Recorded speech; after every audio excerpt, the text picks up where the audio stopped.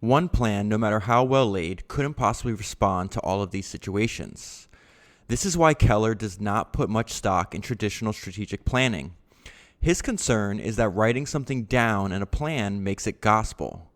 When the plan becomes gospel, it's easy for people to become rigid in their thinking and less open to new, perhaps off-the-wall ideas. Kelleher explains it this way. Reality is chaotic. Planning is ordered and logical. The two don't square well with one another. When US Air pulls out of 6 cities in California, they don't call me and tell me they're going to do that. Now, if we have established a big strategic plan that is approved by our officers and the board of directors, I would have to go to the officers and the board and tell them that we want to deviate from this plan. They would want to know why I want to buy 6 more airplanes. The problem is we'd analyze it and debate its merits for 3 months, instead of getting the airplanes, taking over the gates, and dominating California. The meticulous nitpicking that goes on in most strategic planning processes creates a mental straitjacket that becomes disabling in an industry where things change radically from one day to the next. When a financial analyst chided Kelleher about not having a strategic plan, he said, "We do have a plan." When she asked what it was, his response was vintage Kelleher. It's called doing things. Okay, so that is from the book that I want to talk to you about today, which is Nuts, Southwest Airlines Crazy Recipe for Business and Personal Success. So I wasn't planning on doing this book anytime soon. It kind of jumped ahead in my queue because a few weeks ago, Herb Kelleher, the founder of Southwest Airlines, just passed away. And he's one of the most fascinating people that I've ever heard give an interview. And this book, although not a biography of Herb, he worked closely with the authors. It was published in the early 1990s, and it just gives us a good idea of how he thinks about business, which I think is the core of what we're trying to get to on this podcast. Before we jump into the podcast, though, I do want to share a quick story from another book that I'm currently reading. I've been immersed in the mind of Steve Jobs lately, so I've read 2 more books about Apple in the past 2 weeks, and I'm also in the middle of taking notes on all of Steve Jobs' appearances at the All Things D conference. And the story that I want to talk to you about real quick, it comes from the book Creative Selection, Inside Apple's Design Process During the Golden Age of Steve Jobs. And the author of this book is actually the programmer that worked on creating the Safari browser and the keyboard software for the first iPhone. So the context of the story that I'm going to read to you is what Steve Jobs was giving direction to the creation of Safari. At this point, we're talking early 2000s. The Internet Explorer was the browser on the Mac, and he wanted to create his own browser. And what I found fascinating is when he was giving the direction to the team, he had them focus on one thing and one thing only. And in the terms of creating Safari, that one thing was speed. And so let me go ahead and go to the book and read you this story. So the author's actually going to be telling a story, but he's using it as a metaphor. So he's talking about one of the most famous football coaches of all time, Vince Lombardi. And you're going to see how he ties this together and compares Vince and Steve in the context of what they were creating, how they were creating Safari at the time. So it says, when Lombardi joined the Green Bay Packers in 1959, the team had gone 11 straight seasons without a winning record, and after winning only 1 of 12 games the previous year. Upon arriving at training camp as their new head coach, Lombardi made an immediate and indelible first impression. So he gathers all of his players in one room, and he's giving them a speech. And he's doing it in front of a blackboard. He picked up a piece of chalk and began to speak. Now, this is a direct quote from Lombardi. "Gentlemen," he said, "we have a great deal of ground to cover. We're going to do things a lot differently than have been done here before. We're going to relentlessly chase perfection, knowing full well we will not catch it, because perfection is not attainable. But we are going to relentlessly chase it because in that process, we will catch excellence." He paused and stared, his eyes moving from player to player. The room was silent. I'm not remotely interested in being just good. Lombardi soon followed up with a clear-cut description of the specific thing they would perfect, and I would even say the one specific thing they would perfect. One play, one single running play. Gentlemen, this is the most important play we have. It's the play we must make go. It's the play that we will make go. It's the play that we will run again and again and again. That one play is called the power sweep. John Madden described attending a coaching clinic where Lombardi talked about the power sweep and only the power sweep for 8 hours. Through practice after practice, drill after drill, game after game, and season after season, the Packers honed and refined Lombardi's power sweep. Even though opposing teams knew the play was coming, they couldn't stop it. Lombardi built his victories on an openly declared challenge. To beat the Packers, you must beat the power sweep. Over the following 7 years, the Packers won 5 championships, including victories in the first 2 Super Bowls.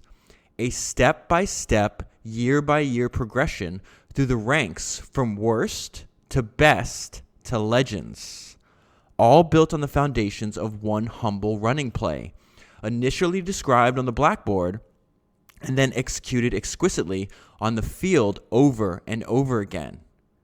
In any complex effort, communicating a well-articulated vision of what you're trying to do is the starting point for figuring out how to do it. It may seem like a stretch to draw a comparison between winning football games in Green Bay and developing web browser software in Cupertino, but a significant part of attaining excellence in any field is closing the gap between the accidental and intentional. To achieve not just a something or even an everything, but a specific and well-chosen thing. To take words and turn them into a vision, and then use the vision to spur the actions that create the results. Vince Lombardi was the Steve Jobs of football coaches. Okay, so I wanted to tell you that story because as I've been studying Steve Jobs, I realized I wasn't even applying the lessons I was learning, and specifically on how to support this podcast. And when I went back and looked at show notes and then even listened to some past podcasts, I realized there were too many options. I was doing too many things instead of focusing on the one thing that I think I do best. It was way more confusing than it needed to be. So now, just to give you an update, I did what Steve Jobs would do. I reduced all the unnecessary options and only focused on the one best thing. As we get into this book on Herb Kelleher, you're going to see that he's also obsessed with simplifying and focusing on what you could do best. So since this podcast is ad-free and independent, I rely on the support of the people who get value from my work. And I was giving you several different options on how to support the work, and I realized I need to pick the best one. So moving forward, if you commit to supporting this podcast on a monthly basis, you'll get access to all of my podcast notes from 125 plus founders and new notes from 30 founders each month, which is what I've been calling founders notes the past few months.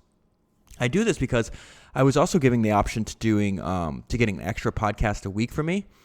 And I realized as I was doing those podcasts, and I did 20 of them, that the best podcasts I was able to do are the podcasts that you guys get to listen to ad-free, the ones that are on this main feed that you're listening to. And I was struggling trying to come up with different topics or reading extra books, and I realized this is a lot of wasted effort.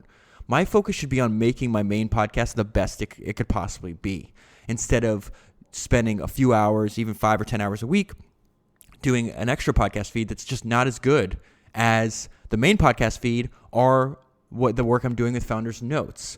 I know this podcast is good based on the feedback I'm getting from you guys.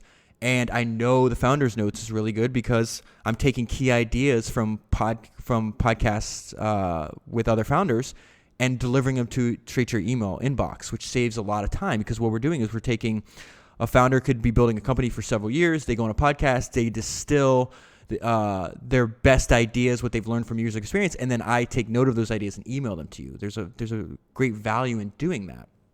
So moving forward, if you want to support this podcast, if you want to say, hey, I like the work you're doing, David, and I want to see it continue, all you have to do is tap the one link that I have in the description that's on your podcast player, or you can go to founderspodcast.com and you can see it there. But it's easier if you're just doing your podcast player. And then all you have to do is decide if you want to support monthly or annually. I don't make you choose which price. I just pick two prices, which I think is extremely affordable and represents a smaller amount than the value that I give to you every month. So that's it. I do the rest. You sign up. It takes you less than a minute. I'll send you an email, and I keep producing podcasts. That's it. All right, so let's get into the podcast, today's podcast, which means let's get into the rest of this book. So I'm just going to breeze through like normal. If this is your first time listening to Founders Podcast, usually I read biographies or autobiographies of founders, just my way of trying to documenting the history of entrepreneurship. Today is a book that's actually written about the actual processes of inside Southwest Airlines, most of which come from Herb Kelleher. And so that's what I'm going to focus on today. It's not meant to be a review, and it's definitely not a summary of the book. It's just ideas that I found, highlights that I made that I thought were interesting, and I wanted to share them with you. Okay, so let's start right at the beginning in the first chapter. This is just a quick outline of how Southwest is different. And to outline how they're different, they're going to compare and contrast Southwest to other airlines. This eccentric and outlandish company has established a consistent pattern of deviating from convention. When other airlines were creating big hubs, Southwest was flying point to point. Instead of serving expensive meals, flight attendants pass out nuts. Instead of wearing stuffy uniforms, they sport polo shirts and shorts. From these departures from convention and from many others, the world has become fascinated with the zany people whose irrepressible enthusiasm comes from the desire to make their lives and their company extraordinary. Convention is boring. Nuts are exciting. In an industry that is still reeling from the $12.8 billion loss it posted between 1990 and 1994, Southwest was the only airline to be profitable each year during that period. During this time, the airline industry lost more money than it had made in the previous 60 years. Southwest Airlines is the only U.S. airline to earn a profit every year since 1973. So again, this book is 25 years old or something like that. As of the last I checked, Southwest has been profitable every year for 43 straight years. And a lot of that has to do with a lot of the ideas that are in this book. And we're actually going to get to Herb's own words about the importance of prioritizing profitability over almost everything else later on. So it says, so one way that they achieve this, they have a conservative balance sheet. So it says, airline debt has recently reached astronomical and unsustainable levels. More than $35 billion in debt as of 1996. Southwest has maintained a conservative amount of debt in the industry that is very capital intensive. Our target is to do at least 50% of our capital spending with internally generated funds. So I want to pull up something on my computer as I talk to you guys, because I recently took notes. For those of you that are already on the Founders Notes, you already know this. Herb Kelleher a few years ago was on the podcast How I Built This, and he specifically talks about this strategy, and I want to read to you what he said. I'm going to read this direct quote from Herb. So he says, "We may be flamboyant from a marketing perspective," and they certainly are, and we'll get to that in the book, "but we were very, very conservative from a fiscal standpoint." And so you could argue that Herb is advocating for frugality, which is a very common theme on a lot of the founders that we've covered on the podcast so far. And he says, "We paid for 100% of our airplanes from revenue. This means you aren't taking on debt. When there are bad times, you aren't threatened by debt payments." So one thing about Herb is he was a voracious reader, and he was a student of history. And one of the benefits of studying history is the fact that the quote I always share on the podcast is, hey, listen, history doesn't repeat, but human nature does. Herb went back and studied the history of the airline industry before he started an airline. And the time he spent studying the history of the industry that he wanted to be in led him to use this tactic. And this is the reason why. He says, debt payments put other airlines in and out of bankruptcy forever. Now you compare and contrast that to Southwest Airlines being profitable for every year for 43 years. I would argue profitability is probably the exact opposite of bankruptcy. Just a side note, in case my voice sounds different, I lost my voice last week. My little daughter has the flu, unfortunately, so I'm not 100%. So that's why I might sound a little different. I just didn't want to continue to wait and delay getting this podcast out. Okay, so let's go back to the book, and we're going to skip ahead a little bit, and we're going to learn a little bit more about Herb's personality. Anyone who's ever met Herb Kelleher will tell you that whether he's talking to a U.S. Supreme Court justice, which he had to do to get Southwest Airlines off the ground, a member of his board of directors, or a hotel valet, he displays the same level of genuine interest and intensity. He's there and he's engaged, regardless of whom he's talking to. Okay, so now I'm skipping to the next chapter in the book, and now we're actually going to go back in time. This is always the most fascinating part to me, is the beginning of the business. Like, what were the conditions? How did you come up with the idea? Why did you feel the need to do it? And then how did you get from starting a business to running a successful business? So this is the history of Southwest Airlines. The history of Southwest Airlines is a story of courage and perseverance. It is a tale of a group of pioneers who beat incredible odds to realize their vision. No carrier in the history of the U.S. airline industry has survived quite the dramatic struggle that Southwest went through trying to get off the ground. The company's character is rooted in its legendary beginnings. Southwest Airlines was a brainchild of Rollin King, a San Antonio entrepreneur who owned a small commuter air service, and his banker, John Parker. Parker had complained to King that it was inconvenient and expensive to travel between Houston, Dallas, and San Antonio, and suggested starting an intrastate airline. Before reading this book, I didn't even know there was such a thing as an intrastate airline. In late 1966, King who marched into Herb Kelleher's San Antonio law office. So Herb Kelleher, the first business he ever started, was his own law firm. King is one of his clients. So he marched into Herb's office with a feasibility study and a grandiose idea of starting a new airline, using larger planes to serve these three major cities in Texas. Kelleher, a New Jersey native and graduate of New York University School of Law, had moved to San Antonio with his wife to continue his law practice, and he had done legal work for King's Air Service. While pitching his dream, King pointed out that the Golden Triangle of Texas, so that's the distance between Dallas in the north, San Antonio in the west, and Houston in the east. So it says, pointing Golden Triangle of Texas, was perfect for this kind of service he envisioned. Houston, Dallas, and San Antonio were experiencing rapid economic and population growth, and they were also far enough apart to make travel by bus or automobile inconvenient. So remember this part. They were also far enough to make travel by bus or automobile inconvenient. Herb makes a really good point that most companies, later in the book, that most companies don't even understand who they're truly competing with. And it's usually not the competitors in their industry. And I'll get there in a minute, or in a little bit. Kelleher initially thought this idea was crazy, but he's intrigued enough to discuss it with King over cocktails. Okay, something else that you need to know about Herb Kelleher. His lifestyle is basically goes against everything people think about healthy living, yet he lived to 87. And what do I mean by that? He smoked cigarettes every day. He drank a lot. He drank whiskey, or bourbon, Wild Turkey bourbon, I think was his drink of choice. And his breakfast, let me consult my notes to make sure I have this correct, were cheese crackers every day. So this guy's insane. All right. And he worked like 100-hour weeks. So basically everything they tell you not to do. King had studied another interstate carrier, Pacific Southwest Airlines in California. It was the perfect model. PSA was a successful interstate airline operating in a state much like Texas, one that was commercially booming with cities far enough apart to make air travel an attractive alternative to cars and buses. He had also talked with and involved the founders of another interstate airline, Air California.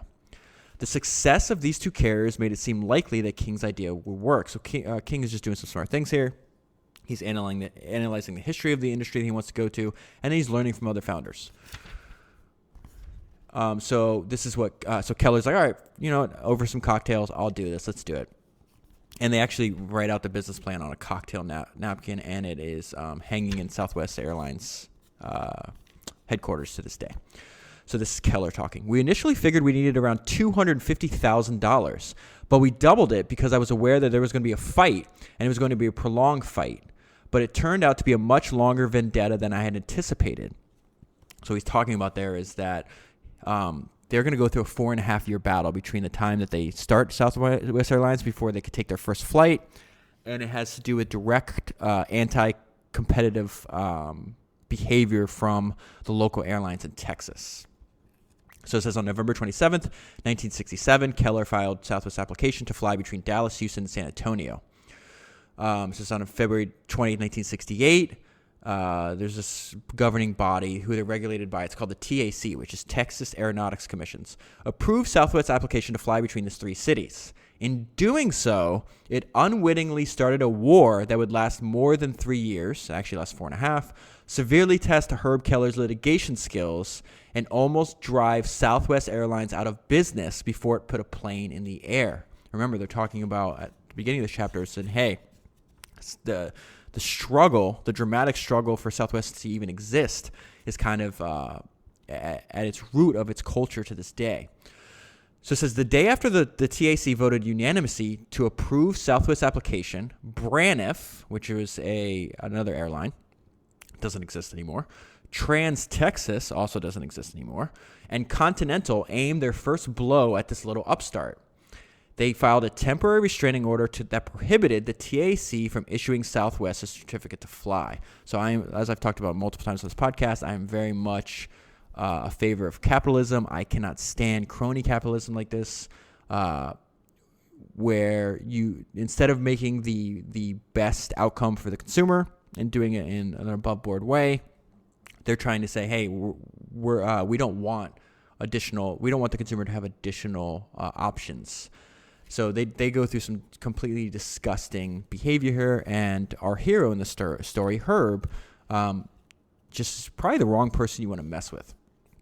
So it says Braniff, Continental, and Texas International argued that the markets Southwest wanted to serve were already saturated, that there was no other room for another carrier. Yeah, what other business is not going to make that same argument? That's a ridiculous argument. So now they're in a legal fight. Well, Herb Kelleher is an attorney. So the trial court ruled that that Dallas, Houston, San Antonio were adequately served by existing carriers. So they lose their first fight. That the cities Southwest proposed to enter could not support a new carrier. Okay, so now you have a court agreeing with these guys. This is ridiculous. This was happening in supposedly free market.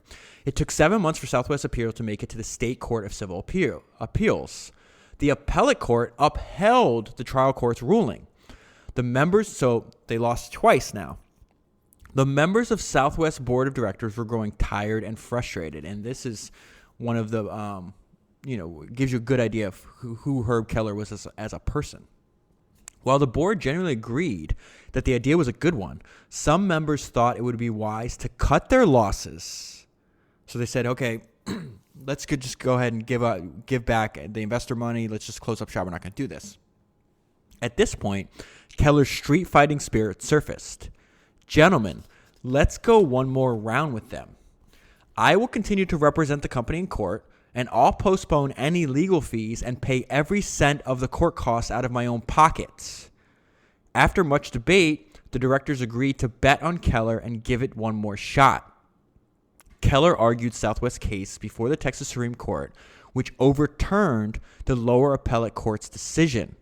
Southwest would get its certificate to fly. So in an environment where everybody else wanted to give up, Kelleher saying, no, I'll do this on my own time.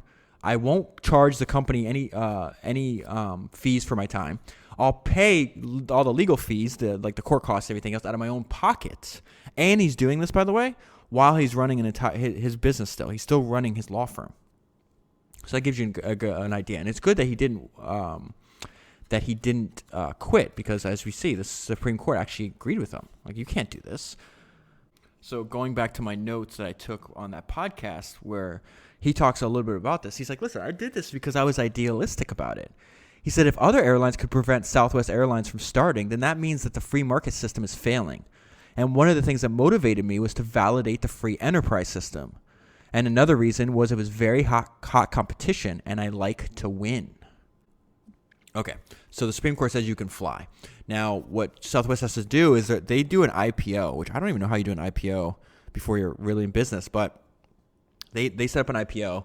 But the anti-competitive practices from the same group that was suing Southwest and trying to keep them on the ground continued, and you're going to read about it here.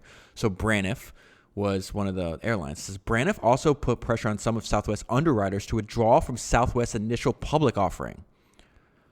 Through an acquaintance, I'm going to use the word Muse here. This is this guy named Lamar Muse, who Herb hired to run Southwest Airlines as the CEO. This guy also, he has a lot of good ideas, but he leaves Southwest like a few years later, starts Muse Airlines, almost goes bankrupt, and when he's on the precipice of bankruptcy, Southwest buys the airline, takes all his assets. All right, it says Muse managed to find another brokerage firm to take a larger share, and Southwest's first public stock was sold on June 8th, 1971. 2 days, so this is the IPO before they have their first flight. 2 days before Southwest's inaugural flight, Kelleher learned that the two carriers had launched yet another attack to keep Southwest grounded. They had secured a restraining order enjoining Southwest from initiating service. Kelleher went straight to the law library in the nearby Attorney General's office. Well, before he does that, he went to the judge, the Supreme Court judge. He's like, listen, last year you wrote an opinion in favor of Southwest. Please throw this out. And so the judge is like, you have to find like some prior, like this happening before. So I actually have something to stand on so I'll do this for you, but you have to basically help me out. So it says Kelleher went straight to the law library in the nearby Attorney General's office and worked all night to decide how to proceed and to prepare the necessary papers. So he found a way to do this, going through like the history of Texas state law. And this is a direct quote from Herb. He says, I think it had been the procedure he used. He goes, I think it had been done once before in the history of Texas. The Texas Supreme Court ruled in Southwest's favor and ordered the lower court judge not to enforce the injunction. Kelleher telephoned Muse and told him to put the planes in the air. When Muse confided that he was still concerned about the sheriff showing up to enforce the injunction, Kelleher didn't mince any words. I told Lamar, you roll right over that son of a bitch and leave our tire tracks on his uniform if you have to. The very next day, June 18th, 1971, Southwest Airlines was finally off the ground. Let me just skip a couple pages real quick. And it says, so then let's see, what is the time period? A few years later, he was actually vindicated. On February 14th, 1975, Braniff and Texas International, these are the guys who tried to do the restraining order, were indicted by the U.S. government for conspiring to put Southwest out of business and violating the Sherman Antitrust Act. So you see that passion in the language that Herb is using, is because what they were doing was illegal, and they didn't care. And Herb wasn't the kind of guy that is going to back down from a fight. Okay, so now let's get into some specific tactics Southwest uses to get to gain advantages in a very highly competitive market. They just said, hey, not only is there tons of other airlines, but the airline industry in a whole is just a really crappy, from an economic perspective. They make small profits, and then you have like some kind of economic crisis or fuel cost increase or whatever the case is, and you can wipe off. It's very similar to like the banking industry, and then you can wipe off in a few months or in a few days. You can wipe out 60 years of prior profits. So how is Southwest not only profitable, but like how do they not go into bankruptcy? So it says something they do that's really smart at the very beginning of Southwest. They're still bleeding a lot of money. This is before they start turning profitable. It says Southwest was bleeding money. One of the biggest breakthroughs came when Southwest began service to Houston's Hobby Airport. So the note I left myself is finding a new market by doing the opposite of your competitors. All of the major carriers had vacated the Hobby Airport in 1969. But Hobby was close to downtown and perfectly suited to Southwest's short-haul, frequent flying business passengers. But no one knew whether people would use an airport served by only one carrier. So there's a few things going on here. One, they're finding a new market by looking where other people have already given up on. Two, they know who's using Southwest. Like if you're going to fly from what kind of person is going to fly during the week from Houston to Dallas or Houston to San Antonio? The kind of person that has business there but wants to be home for dinner to be with their kids. So they realize, hey, if a lot of our business is people that are business passengers and their business is taking them into downtown, why are we flying them to an airport that's 30 miles further? It's adding more time that they don't have. And we're only doing this because that's where all the other airlines are. Well, here's this other airport over here that's closer to their actual end destination. Let's just give this a shot. And the result was spectacular. Almost overnight, the passenger load factor doubled. So it says you appreciate what you have to struggle. You appreciate more what you have to struggle to get. Missionaries make the best products, and that note I left myself is actually a quote, one of my favorite quotes of Jeff Bezos, and something I believe in 100%. And it's part of the reason I'm doing this podcast. Let me just grab the quote real quick so I don't destroy it. And let's see. And here's Jeff Bezos talking. I strongly believe that missionaries make better products. They care more. For a missionary, it's not just about the business. There has to be a business, and the business has to make sense, meaning it needs to make a profit. But that's not why you do it. You do it because you have something meaningful that motivates you. I think that's the holy grail for entrepreneurship. If we can find a business that we have a missionary zeal to. Something that was on Founders Notes this week, and it's I just ordered his biography. It's actually arriving at my house today. John Bogle, the founder of Vanguard, just recently died. He was in his late 80s, if not mistaken, maybe 89 years old, something like that. And he made the point, he was on a podcast in 2016 that I was taking notes on because I find the guy unbelievably fascinating. And he's like, listen, it's very hard to compete with Vanguard because we have a missionary zeal. We're telling you that index funds are the way to go, that most of the finance industry is just a ripoff, that the active managed funds underperform the Vanguard index fund, and they charge you 20 or 30x the expenses. And his point is, like, how are you going to compete with somebody where, like, Fidelity just jumped into this business, but they had to be pulled in kicking and screaming after we already had a couple $1 trillion of assets under management. Meanwhile, I've been saying this since the 1970s that this is the way to go. So I like that term he used, missionary zeal.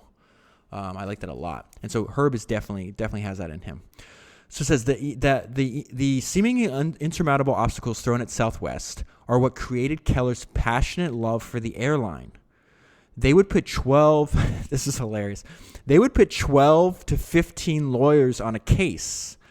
And so picture this in the courtroom. And on our side, there was just Herb. They almost wore him down to the ground, but the more arrogant they were, the more determined Herb got that this airline was going to go into the air and stay there. So Herb had a missionary zeal for competition. He thought consumers should have more choice, not less choices. And he didn't like people with big pockets and 15 lawyers trying to pick on a new startup. All right, so this says, being forced to innovate leads to questioning assumptions, which leads to finding new markets. Okay, so Southwest has always been known as a maverick and an innovator in the U.S. airline industry. The company's creative roots go back to the early days when employees came up with clever ideas for keeping the business alive because Southwest had no choice but to become inventive in order to compete with established carriers. That's basically the story of any new small company ever. The company simply didn't have the money to go head-to-head with the majors. Southwest would have to outthink and outmaneuver. Before Southwest capitalized on the idea of offering permanent low fares, the U.S. airline industry as a whole charged the uniformly high fares approved by the CAB. I think the CAB is the Civil Aeronautics Bureau, but I could have that wrong. It's the regulator for federal airlines. The airlines operated as though there were only two market segments: those who could afford to fly and those who couldn't. This assumption guided the operating strategy of the major carriers. When problems arose or costs went up, they would simply raise fares. So they'd ask the regulatory board, hey, this is too expensive, we need to raise fares. The CAB would comply, and then the price would go up.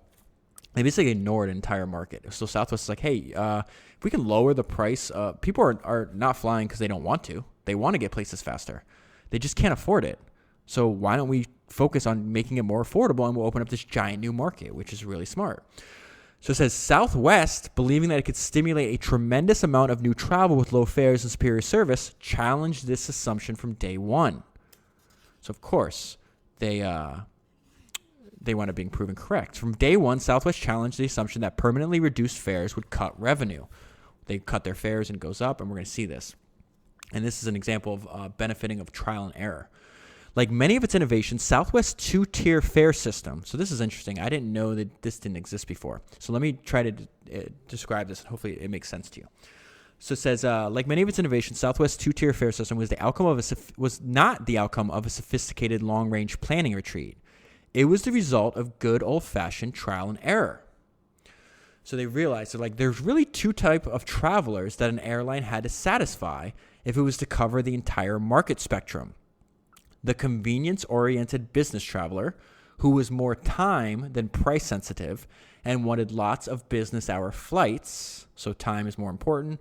That's why moving to the hobby airport wound up being so beneficial to them. And then the price-sensitive leisure traveler, who primarily wanted lower fares and had more flexibility about when to fly. So if your time is more important, you want more flights during business hours, you'll also be willing to pay higher fares, what Southwest hypothesized. Meanwhile, that if you're trying to travel for leisure, that's not being paid by a company, it's being paid by your own self, so you're going to be way more price sensitive. So this is what they come up with.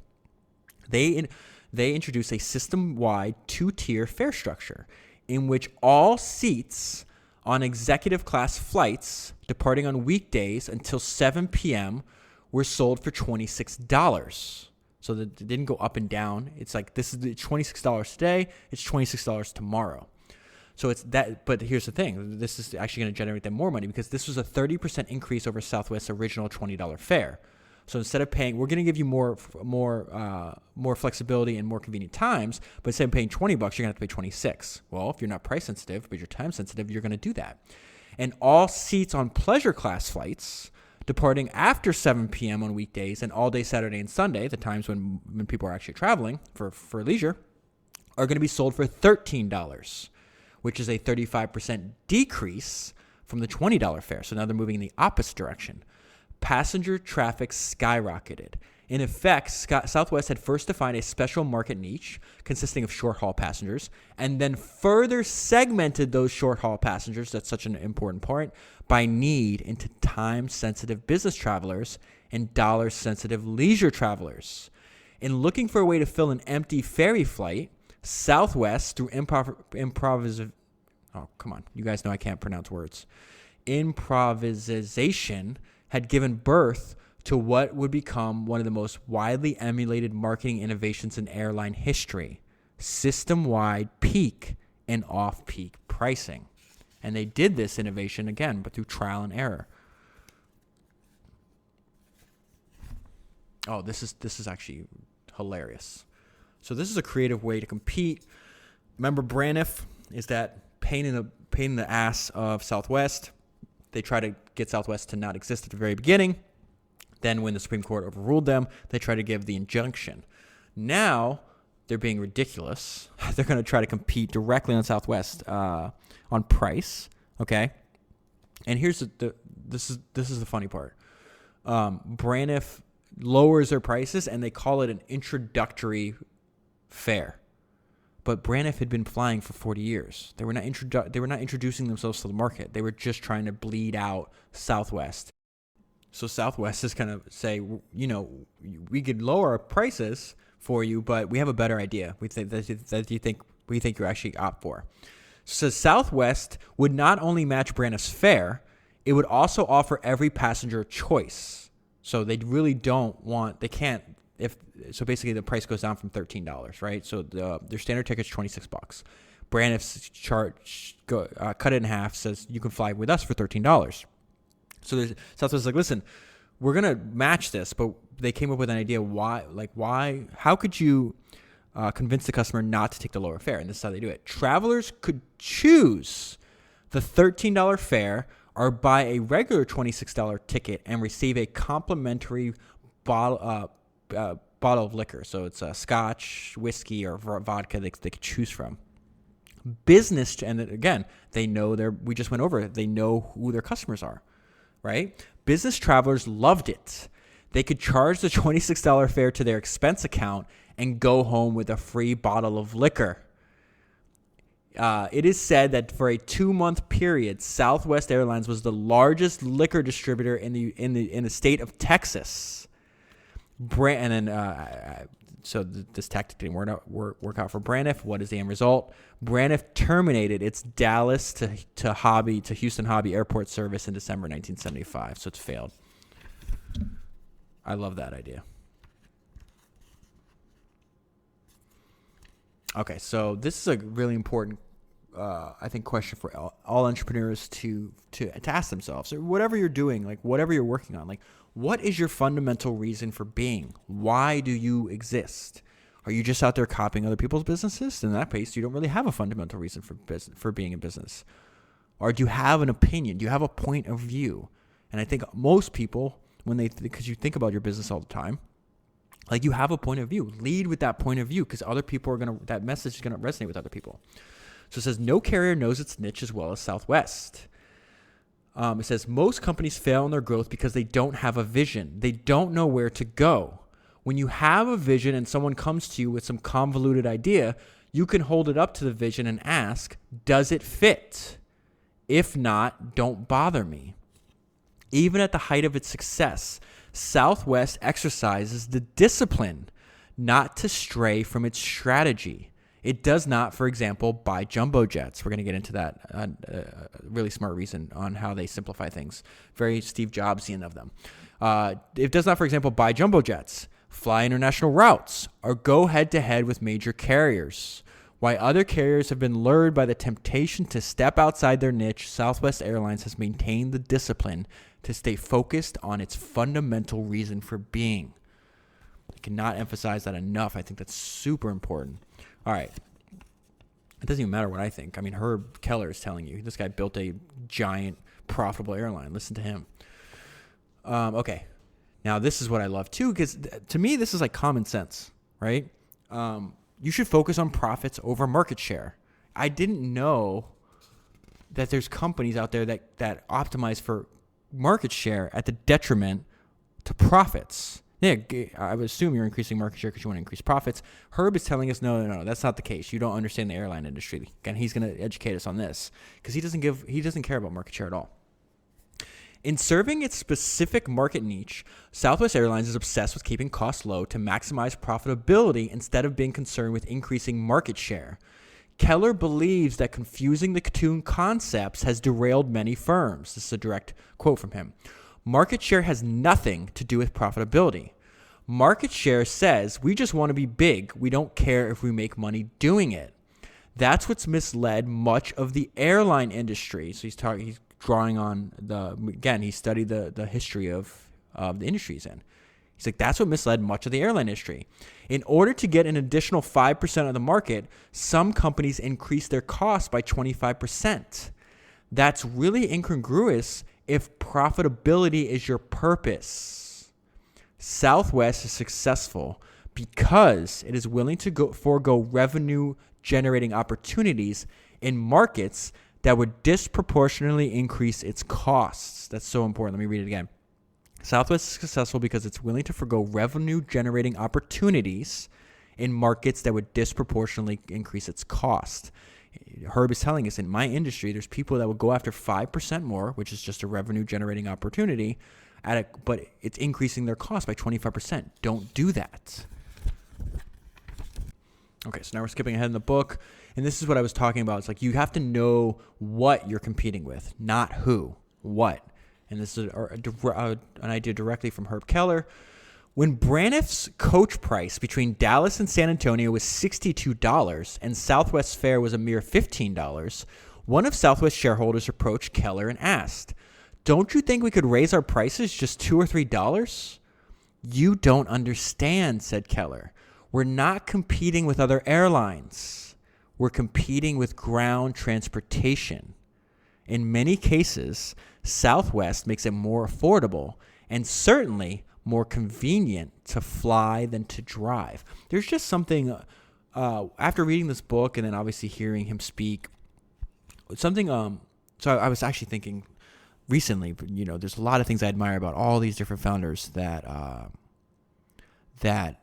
I've read books on and done podcasts about. And yet, because I'm totally immersed right now in the thinking of Steve Jobs, I just don't know if the one thing, if I only had to pick one thing that I admire about Steve Jobs, it's just he has like a clarity of thinking that I don't know if I've noticed in anyone else. And that doesn't mean that there wasn't people that really sought after being like making their like simplicity like a fundamental like cornerstone of their business. Where they don't have good ideas, of course, that's not what I mean. He's just thought clearly. That's the only way I could put it. Herb thinks very clearly. He doesn't it's like he's thinking for himself. He's just analyzing the situation. He doesn't care what other people like the opinions that other people have come up with. He just says, "Hey, I'm going to look at this and I'm going to analyze this from first principles," even though he never uses that term, and I'm just going to use I'm trusting my own logic and brain. And, there's a lot of people like, oh, yeah, you know what? They're charging $62. Yeah, we'll charge $18. He's like, no, I'm not competing with them.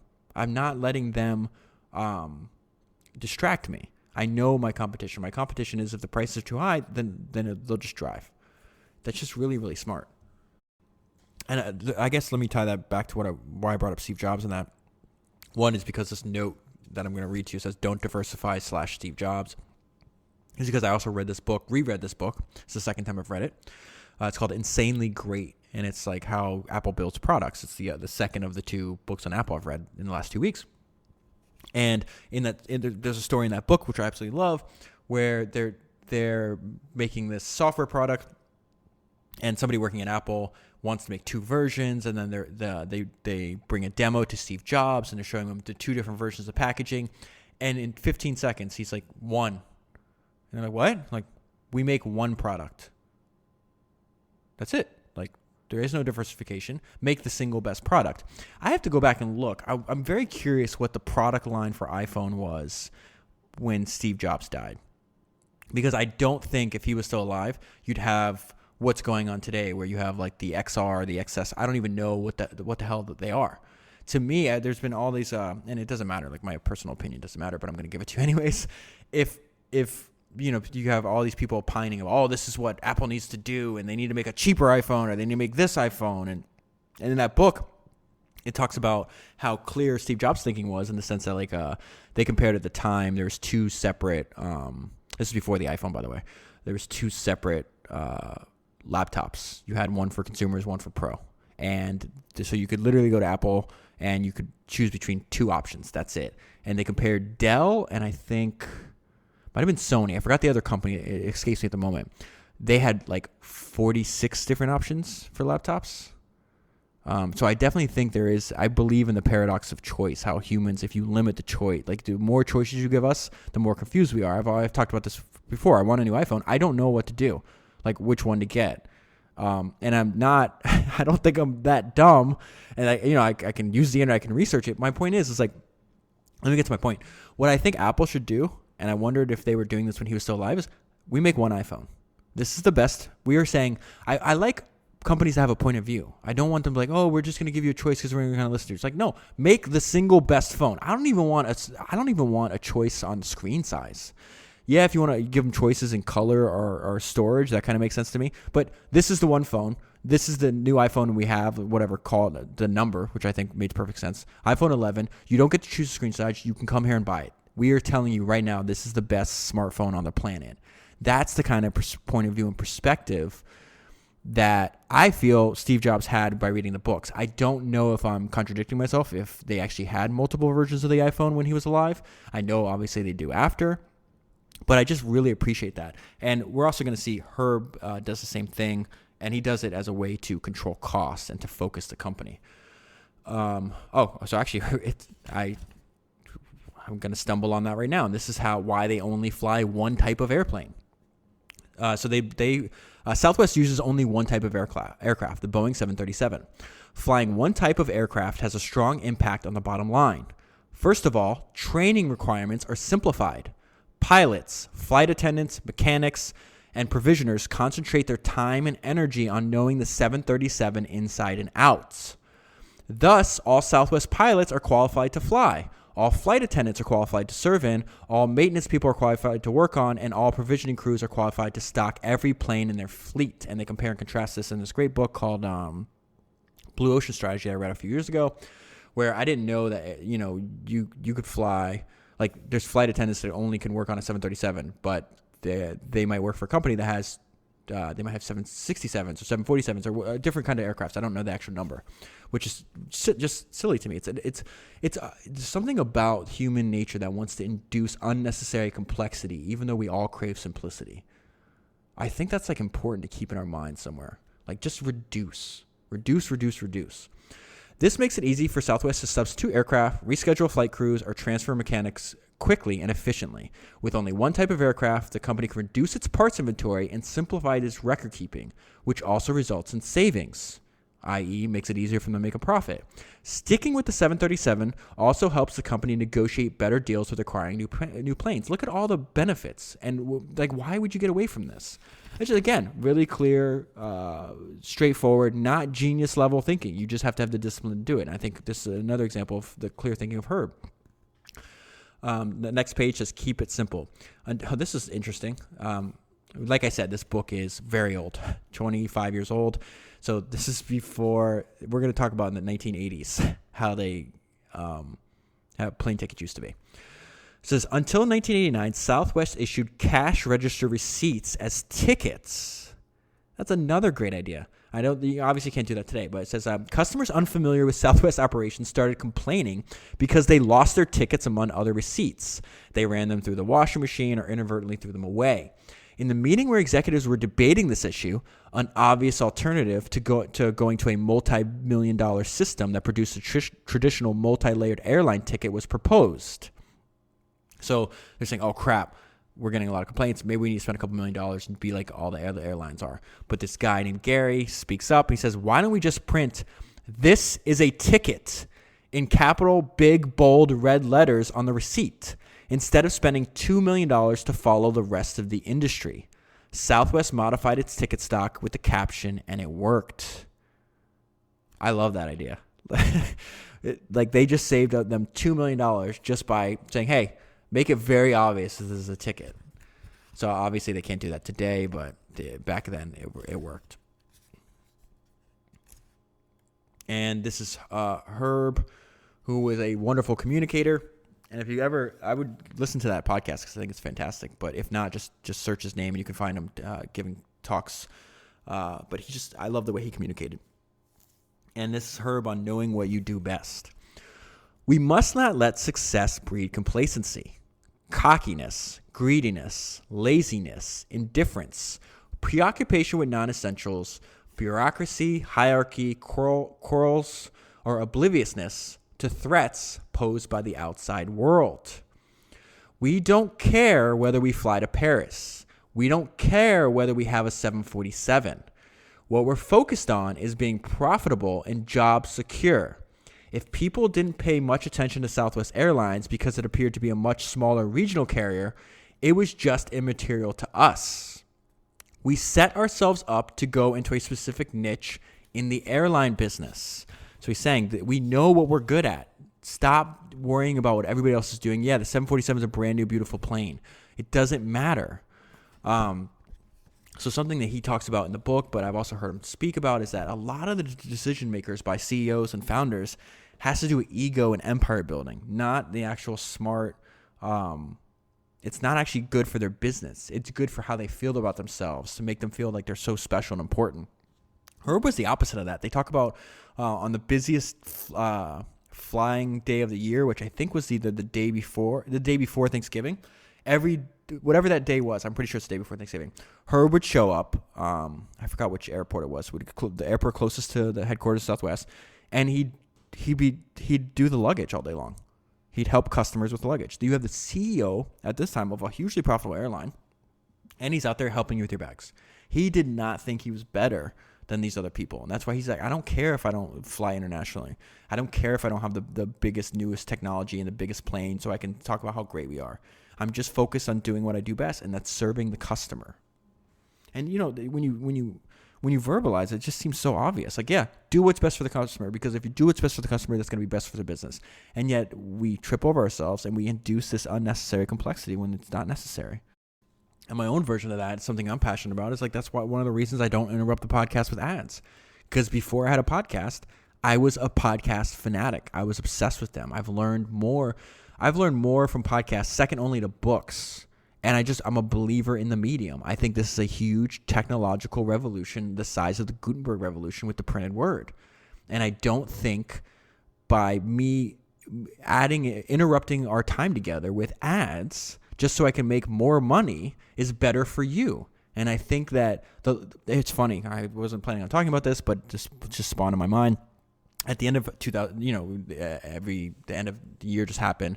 So then I'm reading all these articles about the podcast industry, and I'm going to pull it up while I'm talking so I can get the quote correct. And they're like, they're doing I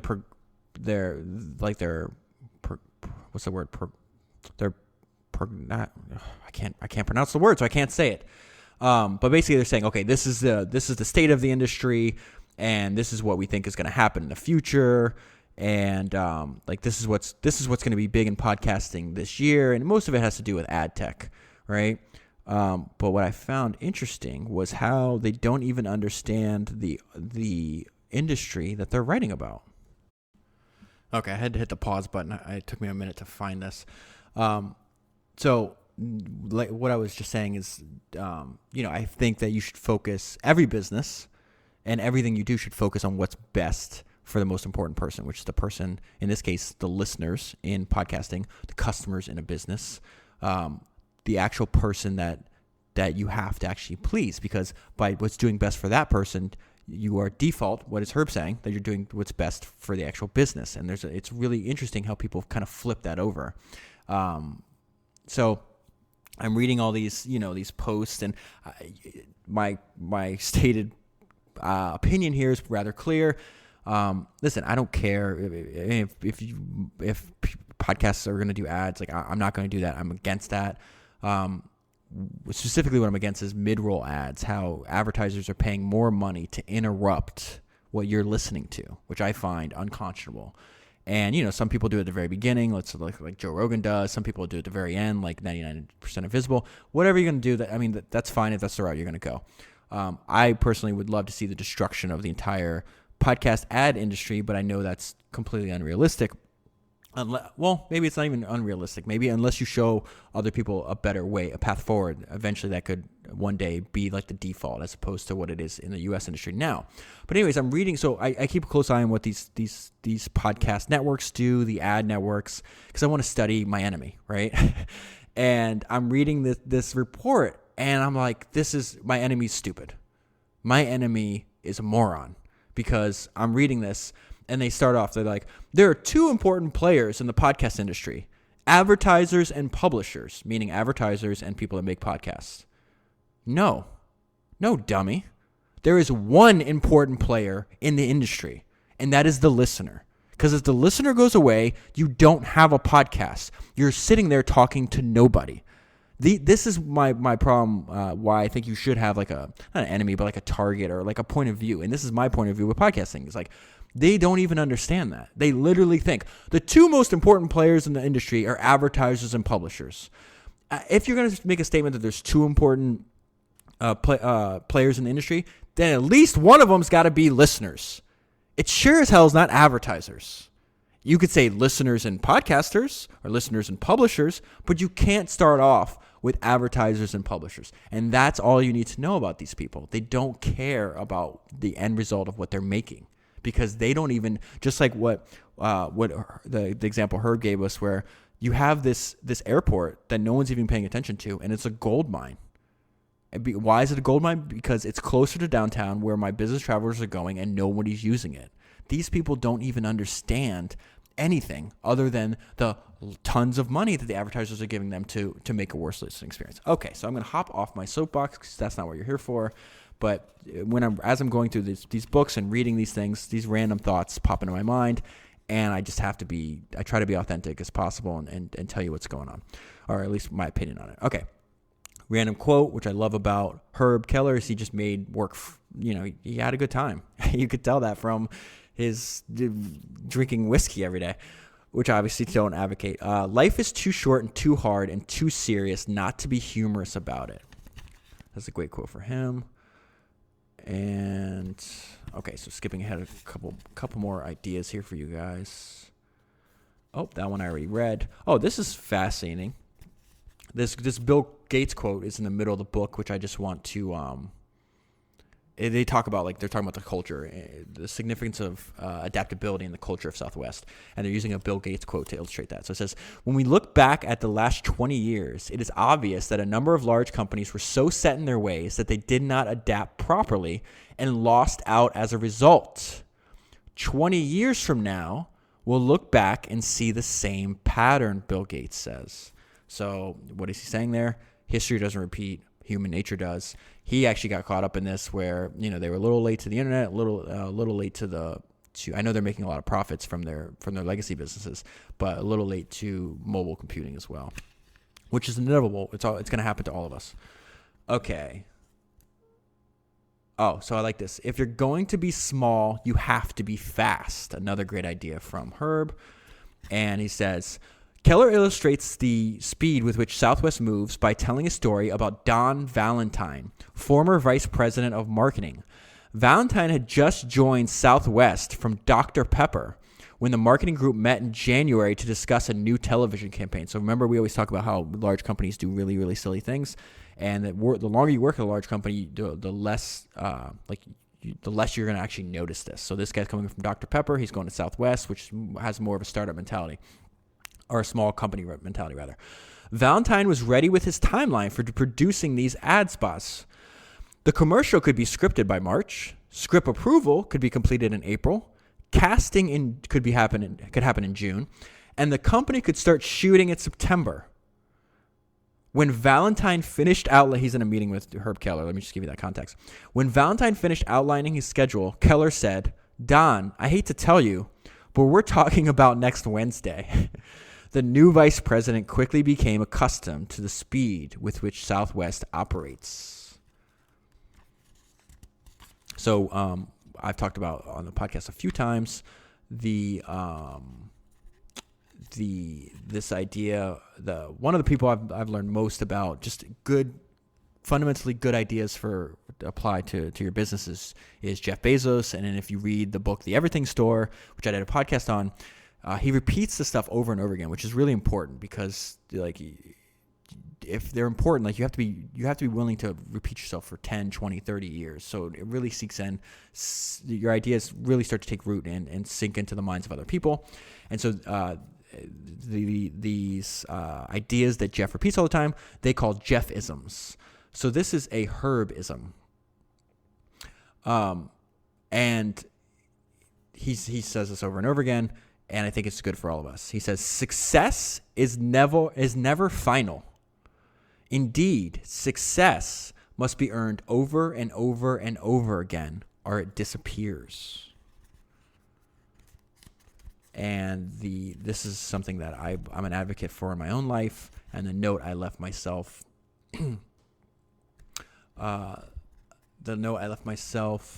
is the benefits of curiosity are unpredictable. And I'll close on this. Kelleher is a student of life and a voracious reader who digs deeply into issues to understand them thoroughly. It is not unlike him to go on a book-buying binge and spend $400 or $500 at his favorite bookstore. When his son David was studying physics in college, Kelleher started reading up on the subject so the two of them could converse. Kelleher once bought a 300-page history of Richmond, Virginia, and read it before speaking there at a symposium for CEOs. I love this. He ends up having a dinner at some old-time Virginian's home talking about the history of Richmond. They're going around the city, And Herb is pointing out where battle works were set up and other places of historical importance. I don't know where he finds the time. He didn't do it to show off. He did it because he was going to a new place and he loves history. So that's the benefits of curiosity and how they are unpredictable.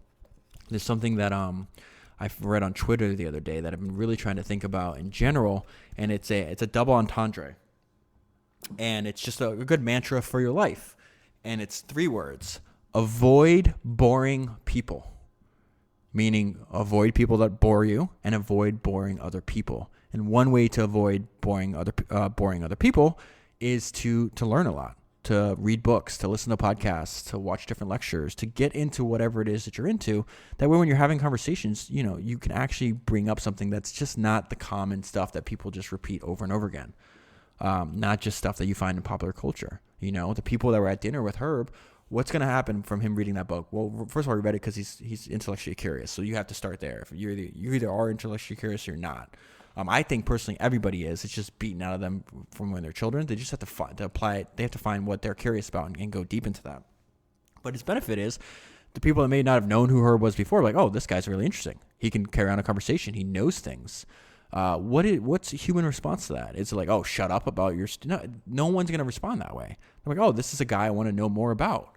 And those benefits to all of us is, they're unpredictable, but they're legion. So, okay, so that's where we are going to leave this podcast today. So one thing that I just want to bring up too, that book I was reading at the beginning, the creative selection book, I'm actually doing a podcast on that, and it's going to go on the reviewer only feed. So this is at the beginning of the podcast, I asked for your direct financial support. So that's only applies to people that can afford. Let's say on a monthly basis, you can afford to spend 1 or 2. You can go to buy coffee once or twice. If you're in a situation, and I've received emails like this, some people are students, some people are in a bad situation. I don't want you to support financially. You can do things. You can do it in other ways. You can tell friends about it. You can share it on social media. You can do all kinds of stuff. But if you are in the position where it's not going to break you if you buy 1 or 2 coffees a month, please tap the link that's in the description and sign up to support this on a either monthly or annual basis. You're going to get at this point, if you hit all the notes that I've done so far, and again, they're tweet size. I break them into like tweet size bullet points. If you add up the words, it's already a book. I've already written over a book, and it's just it's like 60 or 70,000 words, something like that. I forgot the exact number, but it's massive. And it's just ideas from entrepreneurs about building companies and their best ideas that they have. So please support doing that. Now, however, if you're in the other boat, when you can't afford to at the moment, that's fine. There's another way you can do it by leaving a review. If you leave a review or a rating, take a screenshot of that and email it to me at foundersreviews@gmail.com. I'll reply back personally with my private podcast feed.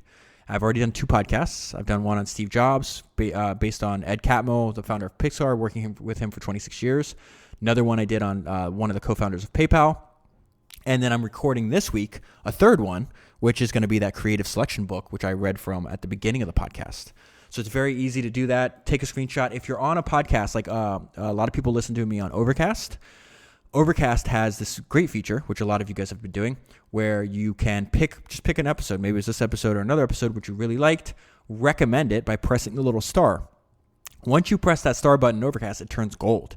Take a screenshot of the gold, of the star turning gold, and email it to me at foundersreviews@gmail.com. I will reply back personally, and you'll have access to the private podcast feed, which is only available for people that have actually left reviews, because you're doing me a favor. Every single podcast you've ever listened to says, please leave a review. I am the only one that I've ever heard that actually asks you to leave a review and will continue to do work for you. My goal here is to make this private podcast feed so valuable that it's well worth a minute or 2 of your time. And it really helps the podcast when you do this.